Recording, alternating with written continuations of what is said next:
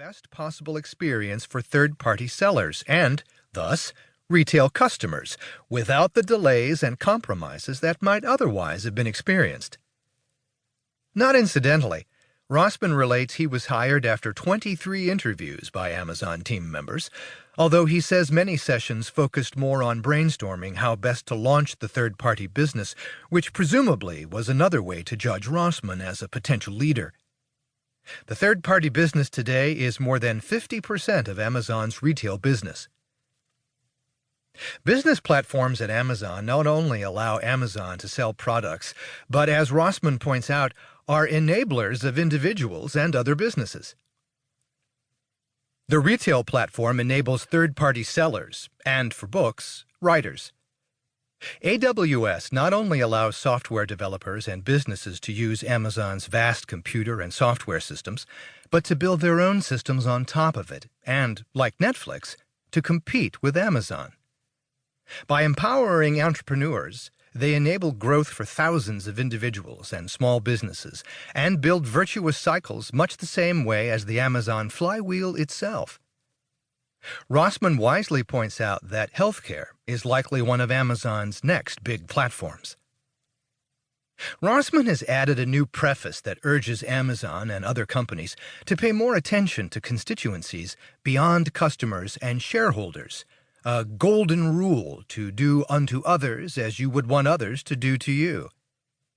Many businesses, including Amazon, already recognize that long-term success is jeopardized if they do not pay and treat their employees well and help the communities in which they operate.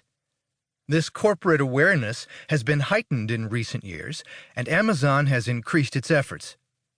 Often it is more expensive in the short term, but beneficial in the long term. For example, Amazon has ordered 100,000 electric delivery trucks, which no doubt cost more than combustion engine vehicles, but show Amazon's commitment to doing more than its part to reduce global warming. Amazon is also making major efforts to improve K-12 education, and during the pandemic, invested several $billion in ameliorating the impacts of the virus on the public. I have no doubt that businesses can and should do more, applying their leadership and innovation skills to take actions while governments often falter. Lots of software companies tout their high profit margins, sometimes running at 80% or more.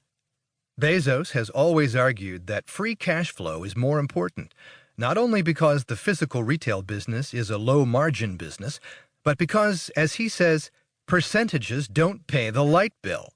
Cash does. On a macro scale, he would ask, do you want to be a $200 million company with a 20% margin or a $10 billion company with a 5% margin?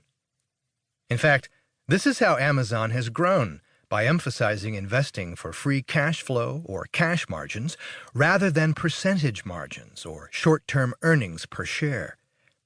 Amazon's quarterly earnings press releases always led with the amount of cash flow growth, although stories in the press always headlined whether Amazon had gained or lost a few cents per share. And the way Amazon maximizes the growth of free cash flow is rigorously focusing on inputs rather than outputs. Rossman justifiably includes an appendix, which goes into considerable detail on free cash flow and Amazon's unit economic modeling, which allows employees to understand how different buying decisions, process flows, fulfillment paths, and demand scenarios would impact FCF. Every student of business should read it. One of Rossman's and my favorite Bezos concepts is regret minimization. I think it is also likely Bezos's most unique contribution to a person's life philosophy, as well as a fundamental business principle. I think this was first related by Bezos at a commencement address at his Princeton alma mater. As retold by Rossman, Bezos explained how he made his decision to leave his high-paying job at D.E. Shaw & Company in New York City, one of the leading hedge funds in the U.S., to move to Seattle to launch an unproven startup. Bezos projected himself forward to age 80. Okay, now I'm looking back on my life. I want to have minimized the number of regrets I have. I knew that